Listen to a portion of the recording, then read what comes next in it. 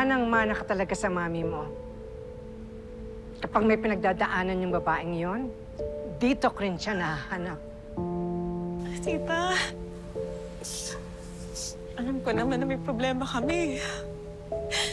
Pero inaayos namin. Paano nagawa ni Martin sa akin to? Tabi kami natutulog. Paano niya nagawang itago sa akin to? Hindi ko tanggap, tita.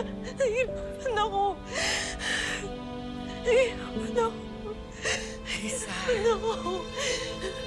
hindi mo kailangang sagutin lahat ng tanong ngayon. Ang isipin mo muna kung anong gagawin mo bukas. Kasi kahit anong sagot ang ibigay sa'yo ni Martin, kahit anong paliwanag niya sa'yo, hindi na mababago yung ginawa niya.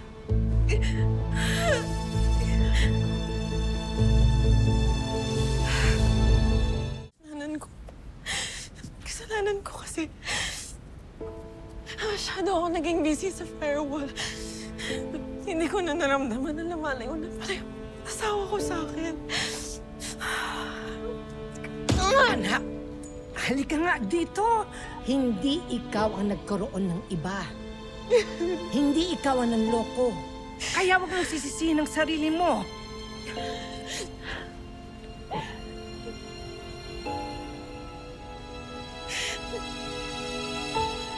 Law is right. You shouldn't blame yourself for someone else's fault. I'm sorry, I just overheard. Iko-congratulate lang sana kita sa successful mission ng firewall.